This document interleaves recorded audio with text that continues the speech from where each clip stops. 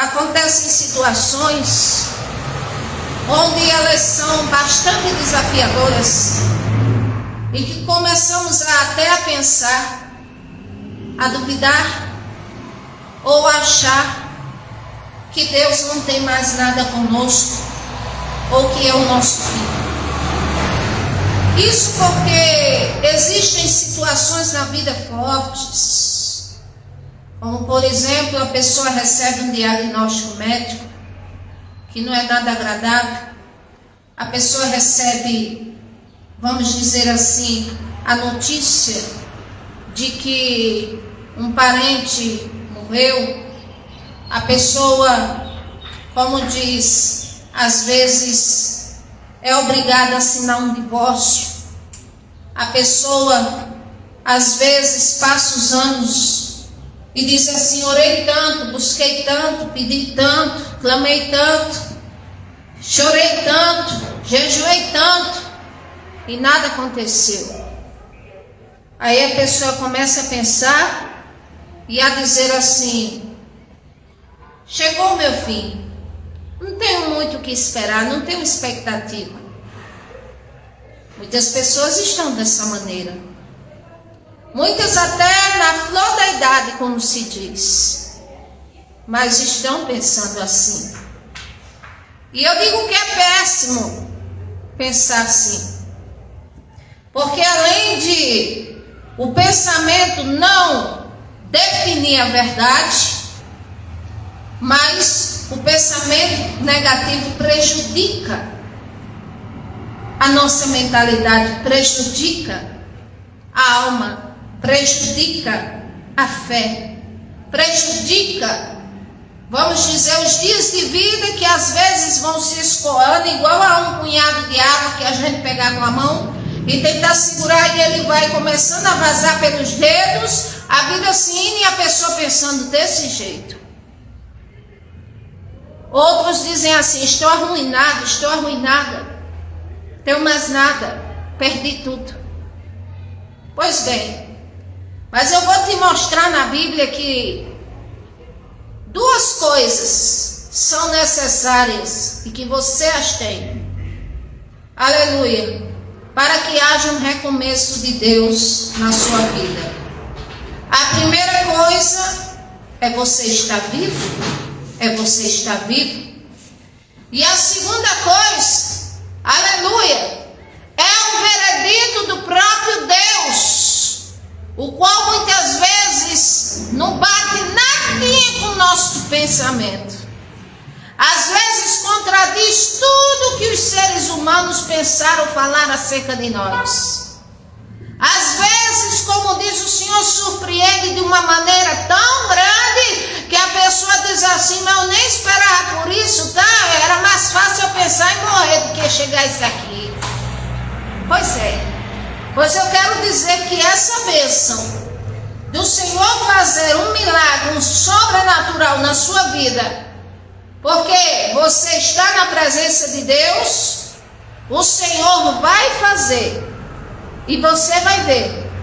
E você vai pensar assim: mas como eu pensei terrivelmente, eu achava que realmente era o meu fim. As evidências apontavam para o meu fim. É verdade. Mas acontece que quem dá o veredito só é um, que é o Criador.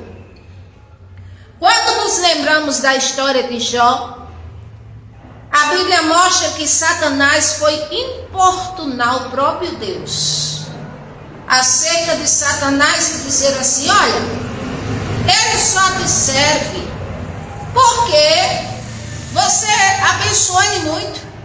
Agora tira gado, tira riqueza, tira tudo para ver se ele não vai blasfemar na tua face. Mas eu te garanto, a criatura mais temida falando com o Criador.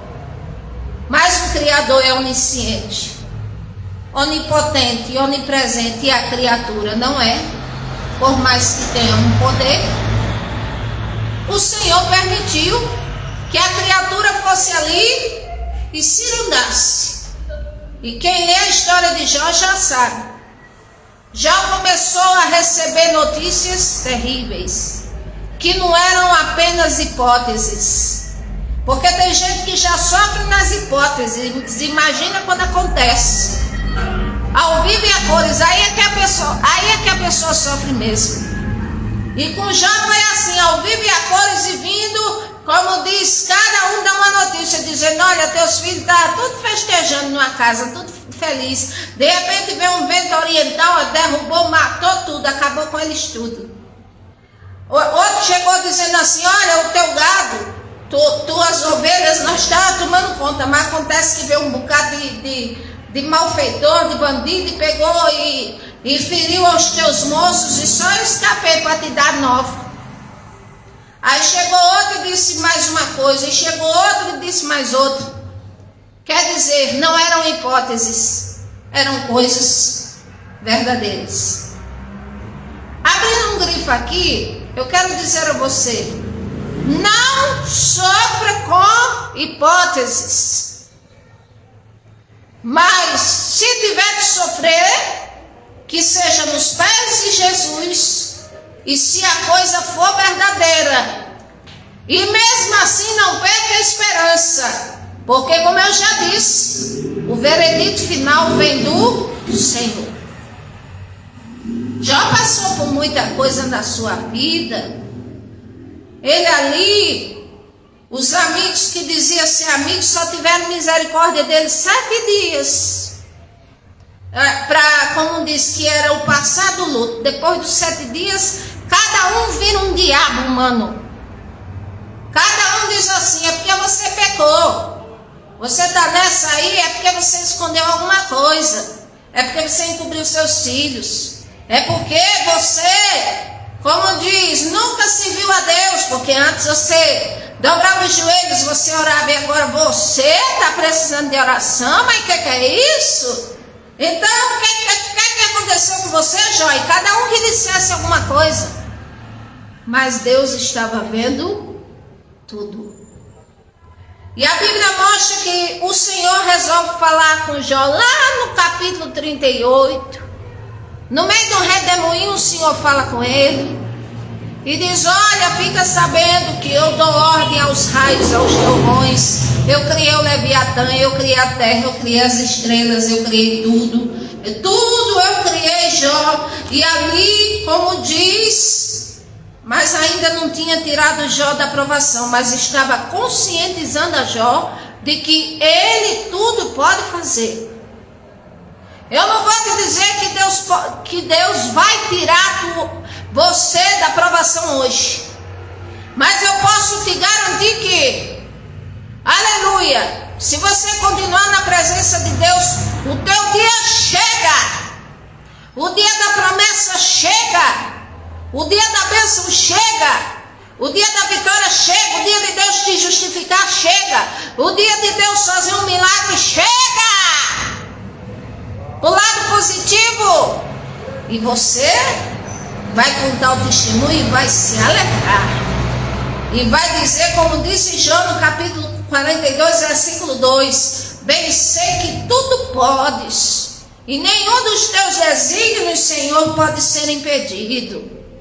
Então passa céu, passa terra, as pessoas abrem a boca, diz uma coisa, diz outra, um diz A, outro diz B, outro diz C, um quer mandar, o outro fala outra coisa, e assim é ser humano, é assim, desse jeito, mas acontece que os desígnios de tudo só se tornam reais quando o Criador, ele determina e executa.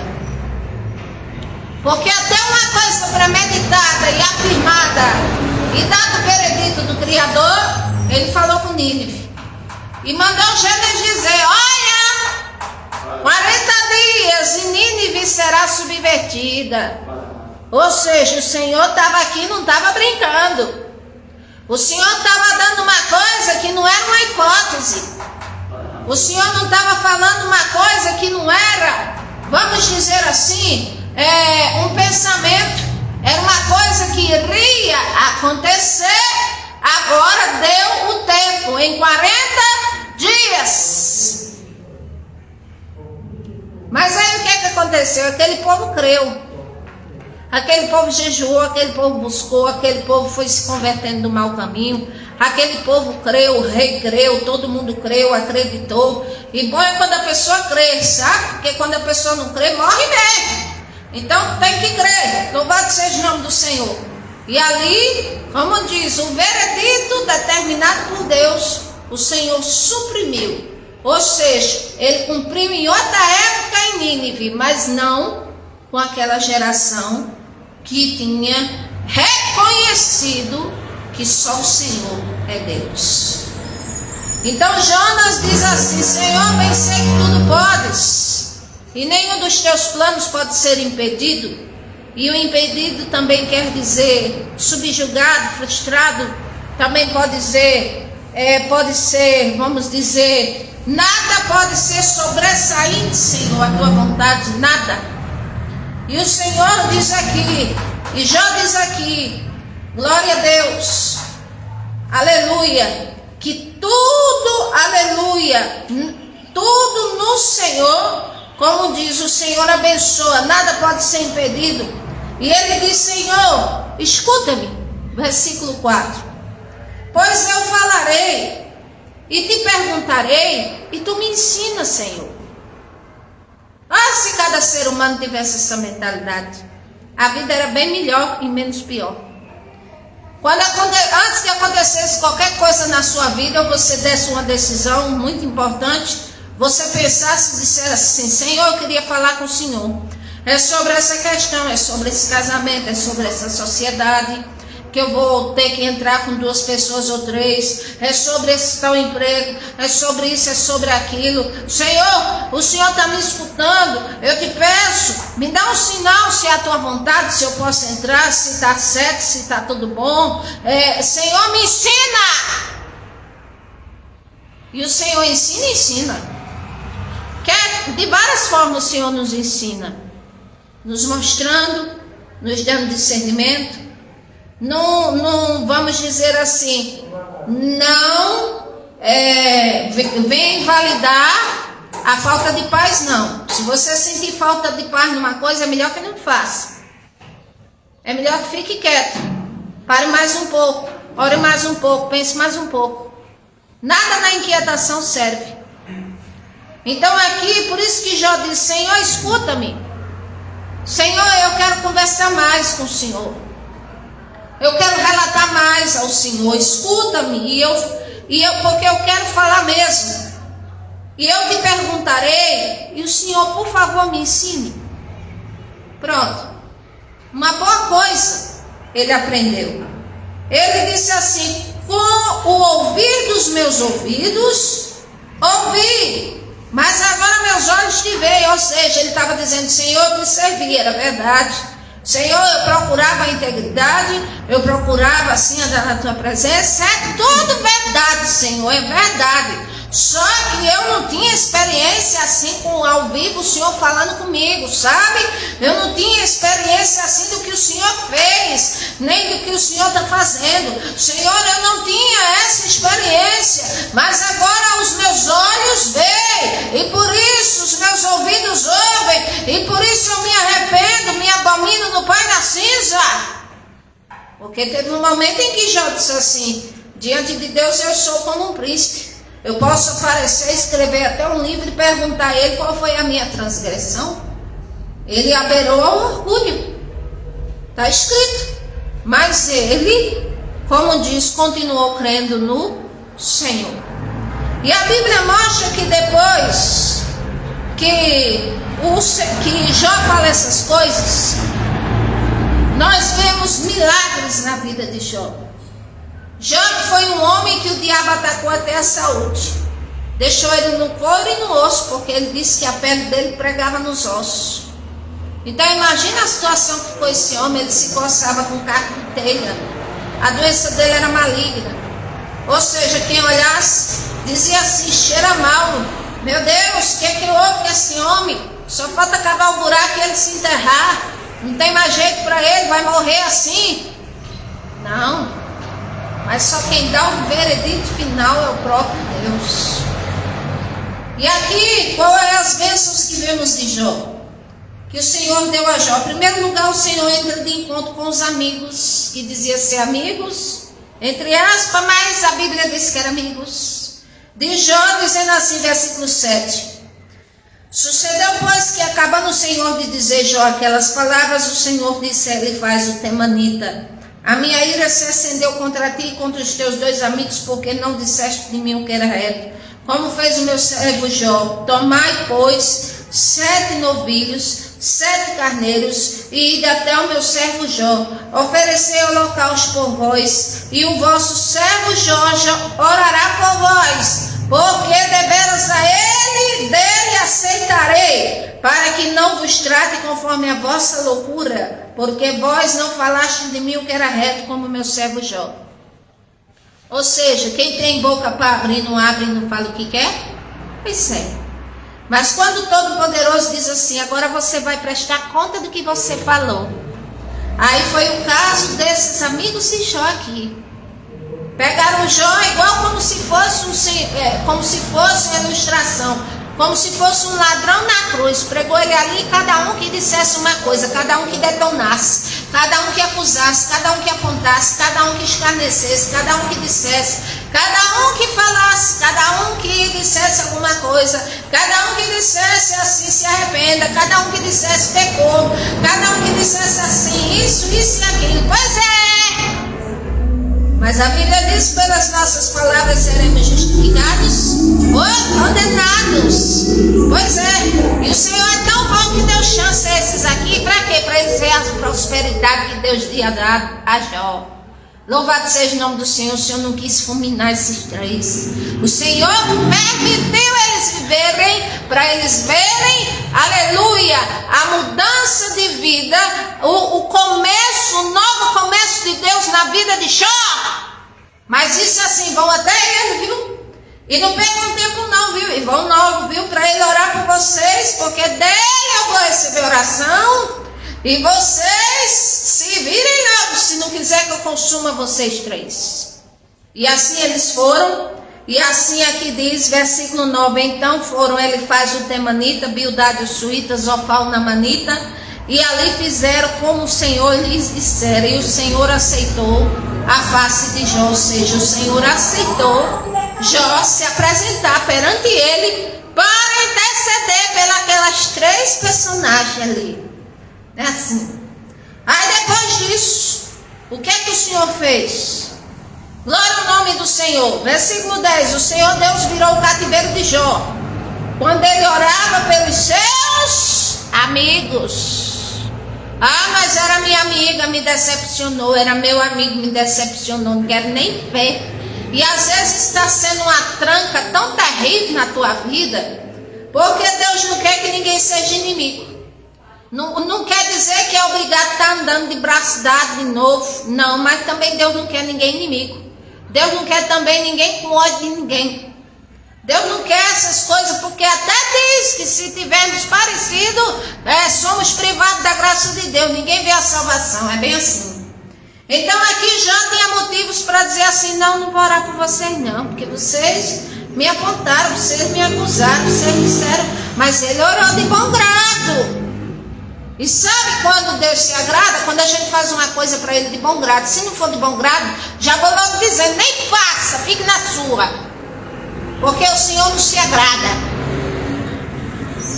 Mas aqui a Bíblia diz, o Senhor virou, mudou o cativeiro de Jó, ou seja, um aparente fim, que só era cavar o buraco e ele entrar na sepultura, foi um novo começo para ele. E aqui diz, quando ele orou pelos seus amigos, ou seja, quando ele fez algo que era para fazer, porque podia ser impedimento para ele mais na frente. Aí aqui a Bíblia diz que o Senhor deu a ele em dobro tudo quanto ele antes possuía, ou seja, Jó, ele teve restauração na sua saúde, ele teve restauração, vamos dizer, na sua vida espiritual, na fé, porque se aprofundou, porque ele teve um encontro com Deus. Jó, ele teve restauração na área financeira, porque a Bíblia diz que ele recebeu em dobro tudo quanto ele antes possuía. Meu Deus, 2 vezes mais, se ele já era rico, ficou 2 vezes mais rico. Aqui diz versículo 11, vieram até ele, seus irmãos, suas irmãs, que antes o conheceram, se condoeram dele, consolaram de todo o mal que o Senhor lhe havia enviado. O Senhor sim, porque Satanás disse assim, olha, faz isso para ver se ele vai continuar te adorando, faz aquilo. Porque Satanás não podia ter autonomia diante de Deus e dizer, eu vou fazer isso, tá sabendo? Eu vou pegar esse teu servo Jó aí e eu vou acabar com ele, eu vou fazer o que eu quero. Então Satanás não tinha e não tem essa autonomia. Tudo que faz, só faz se Deus permitir. Se o Senhor não permitir, ele não faz. E aqui mostra, quarto lugar, Jó teve restauração, vamos dizer social. O povo começou a se aproximar. O povo que ele dizia assim, se afastaram de mim, os moços que me obedeciam não me escutam mais. Eles dizem que eu cheiro mal, que meu hálito cheira mal, quer dizer, ele estava doente. Mas aqui começaram a se aproximar tudo e cada um vinha com dinheiro, com um pendente de ouro, cada um vinha com uma coisa. Eita, cada um vinha, glória a Jesus, ajudá-lo. E aí o Senhor prosperou. E versículo 12, assim abençoou o Senhor o último estado de Jó.